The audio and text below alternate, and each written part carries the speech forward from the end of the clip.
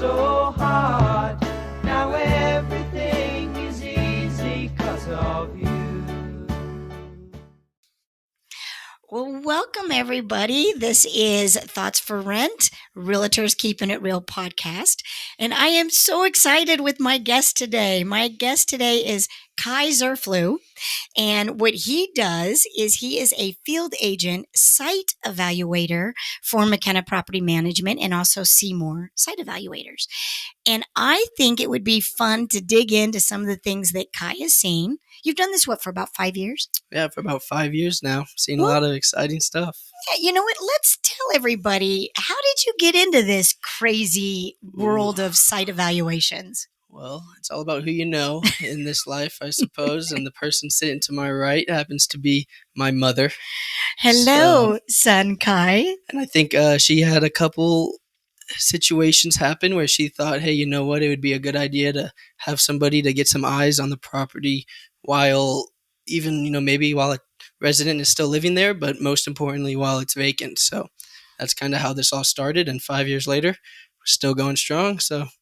And you know what I want to do? I want to be able to do practical as far as why we developed the site evaluations, as well as the importance of proper documentation when you are entering a property after a resident moves out. So we'll get good on, we'll give some good information on if you are a self-managing landlord or if you've got a property manager, and these are some ideas that you might want to bring up to them.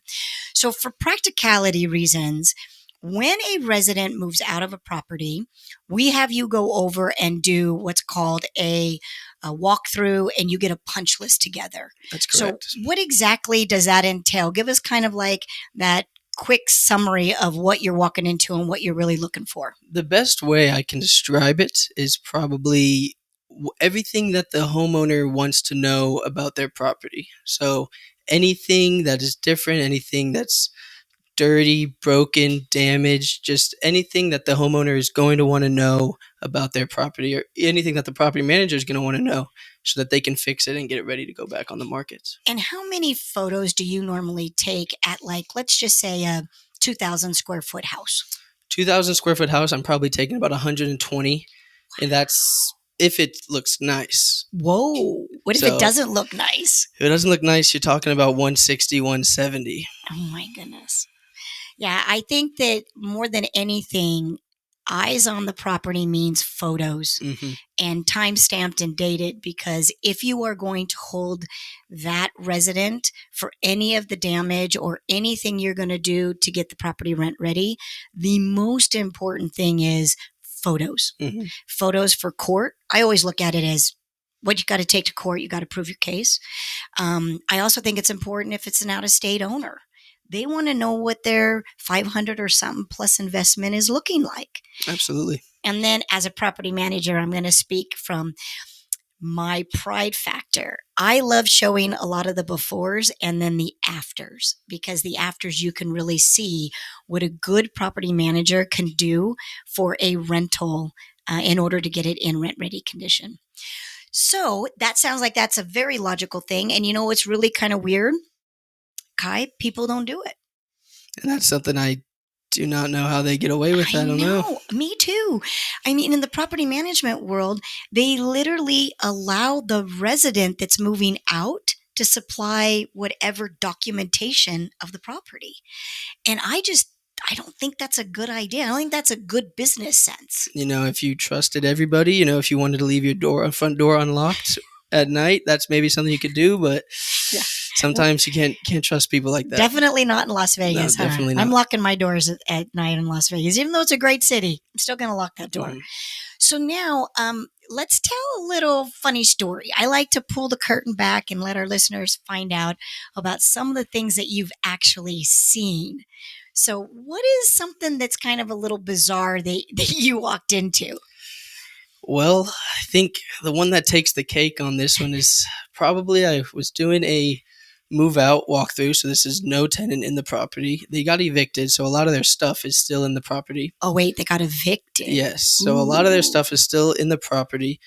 And one of the bedrooms was like a play A little playroom. Wait, like a red room? Like a red room for adults, absolutely. There was a couple toys for adults, if you will. There was what looked like it used to be resemblance of a person, but definitely did not resemble a person anymore. Oh Let's just say my that. goodness. So they used it. They Oh, put it to use. absolutely, yes. All right. And I definitely did not touch anything in that room. I did not even like being in that room. But sometimes, you got to get dirty as a field agent. You got to get into the trenches, if you will. So you encountered like a little red room on an eviction. Absolutely. Well, darn it. Maybe they should have stopped buying all that fun stuff and they could have paid rent and then they could have had a roof over their head. They were too busy doing other things. That's what they were doing. Let me tell you. There you go. All right. So now that's a good one. That's hilarious. But tell me another one. What is one of the grossest things that you've encountered from a standpoint? To beat a gross bathroom. Just a toilet that probably hasn't been flushed. You'd think it hasn't been flushed in a couple of weeks. Yeah. And that smell is lingering. You kind of know what's happening when you get up there. And sinks can just, anything in the bathroom that is not really cleaned or being thought after can just get super dirty, and just something that you don't even know how it's possible it got that dirty. Well, sometimes I wonder if they just plan it that way. Absolutely. Sometimes I think that also they're kind of upset maybe, or don't even want me in there. So they're like, let's just gross this guy out as much as we can. So let me leave this present for you. Absolutely. Absolutely. What about... Now, this would freak me out. So this is full disclosure. I could never be a field agent. I'm pretty good at a property manager, but I could not do the field agent part because of this. Insects. So what have you ran into as far as that goes? It's been a lot. There's a couple properties where you'll find about hundreds of bugs. You'll open up a kitchen drawer, kitchen cabinet, and they'll go scurrying in every direction. And there's hundreds of them. Those don't bother me as much. But what bothers me are the scorpions. We do have scorpions in Las Vegas. Scorpions bother me quite a lot because they scare the crap out of me. And, I have to go through all the drawers, all the cabinets, underneath the sinks. And I remember one time I was looking underneath a kitchen sink, and there was about 4 or 3 scorpions that were just made that place their home.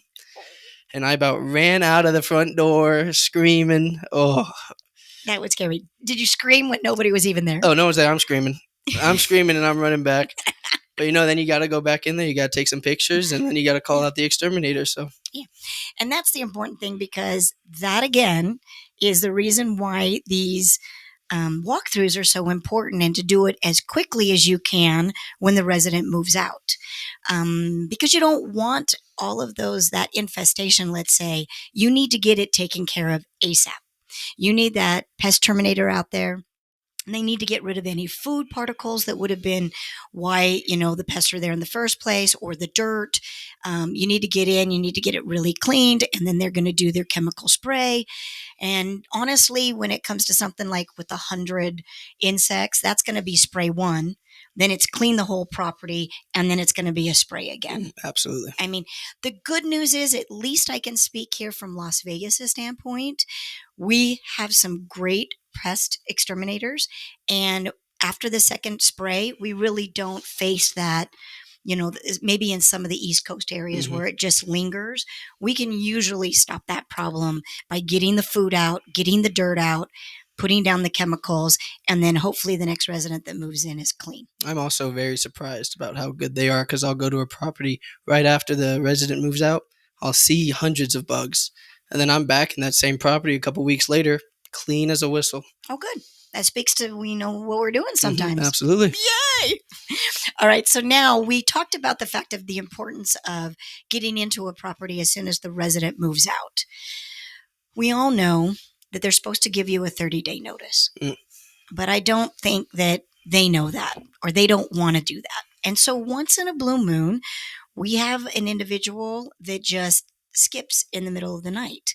And so what do you do on something like that? Well, a couple months ago, or maybe closer to a year, something like that happened, and just totally lost communication with the management company. Couldn't schedule anything. Nobody knew if it was there. So I had to go out to that property, not knowing what I was going to walk into, knock on the door a couple of times, no answer. I had to take a key, enter that property myself, come to find out that the property was abandoned. Okay. So luckily it was abandoned, so I'm not walking in anything too crazy. But that's just something that happens. These people, they just want to get out of town. Something happened, they get out of town quick. And it's our responsibility to go in there, make sure that they're gone, and then get that property ready for the market again. Yeah. So another good reason why you want to have somebody on your team, whether you are self-managing and you do it yourself, or you've got a property management company that actually puts that procedure in place where if a resident stops communicating, then you know what? That's a red flag. Go post that 24-hour notice, give a site evaluator or a field agent that master key, and then get in there and get your eyes in on the property. So you hadn't started working for McKenna Property Management yet when this occurred. But the whole reason why I got so committed to making sure that eyes got on the property was because of this. So we ended up with a woman who we didn't know, but had some mental issues. I believe that it might have been bipolar. I'm not a doctor. This is just kind of stuff we found after the fact. And she was living in one of our rentals and paid rent on time, never called in for any repairs. And then one day, the neighbor contacted us. This is before we had all these procedures in place. We figured if they're paying rent on time, there's no HOA fees, they're not calling in for repairs where, the vendor tells us something weird is going on. We kind of went with the rule of thumb that everything's okay. And they were like the perfect resident at that point. Not causing any problems, right? Landlord's happy because they're not paying any repair fees and rent's coming in religiously. Well, in this case, not so much. So the neighbor calls us and says, hey, we see a lot of cats going in and out of the house. And I'm thinking, nosy neighbor, what the heck? Quit calling me and telling me about a cat. Who cares? But I thought, in my gut, you know what? I'll send one of my team members out just to see if the neighbor was kind of being, overly neighborly. So we sent out a team member. Team member came back, and I'll remember exactly what I was doing. I was pouring a Diet Coke in our little kitchen area, and he walks in and he goes, Jenni, we have a huge problem. And I go, what? He goes, I saw like 30 cats leaving the property. I said, 30 cats? Holy crap. Now, we thought 30 cats was a big deal. So that's when we went over there, did the 24-hour. We did the formal walkthrough. Come to find out, over 100 cats were living in this property. This property was gross. It was so awful. You had to wear a mask to even walk through the front entry. It was that bad because she mentally felt like she was helping these cats. And I don't know why, but cat hospitals were giving her sick cats to live out the rest of their life with her. And so she thought she was doing a really great thing in doing so, breaking a gazillion lease violations, not only lease violations, health violations, county violations, you name it, right? So after that happened, I said, you know what? We need to get eyes on the property. We always need to see what is in that property, who's living in that property, and the condition of that property before we renew. So that is how the site evaluation came into play. And the site evaluation is a little different because the site evaluation, you're going in when the resident is actually living there.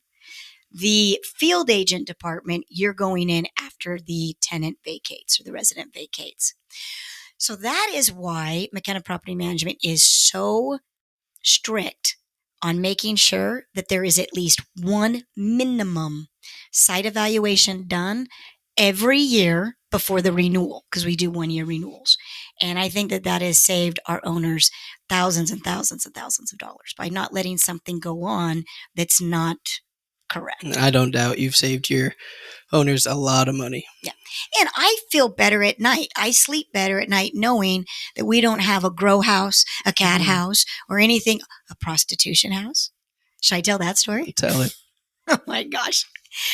So this actually happened on my own rental. We get a call from Henderson Police, and they say, Miss McKenna, we might have a problem at your rental at blah, blah, blah street. I'm like, okay, well, you know what? I'm just down the corner. I'll meet you there. So we hop in the car. We go over there.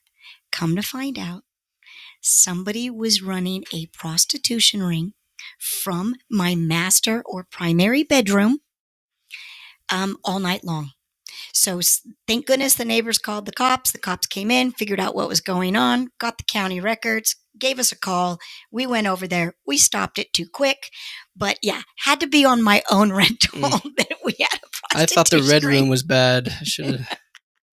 And what was funny is they were making a lot of money because they had one girl, and then according to the neighbor, there was like 4 or 5 guys every hour. So it was a revolving door making money off of my rental. And yeah, there you go. Well, now, what has gone on? I know that something happened with you pertaining to an alarm at one time. So walking into a property, and I have the alarm code. So I know how to turn the alarm off.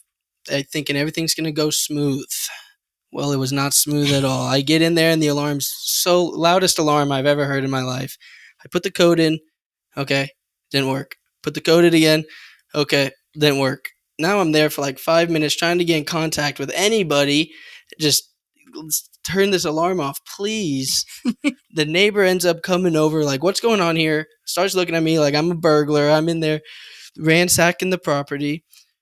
But turns out that the homeowner actually changed the code that day, and I just did not get the updated code. So luckily the alarm was only on for about 10 minutes, and then we were able to get it turned off. But that was quite an experience, just to feel like a robber there for a couple of minutes. Feel like I'm breaking the law. I think there was calls made to the office that were like, I think the cops are coming, and I don't know what we're going to do.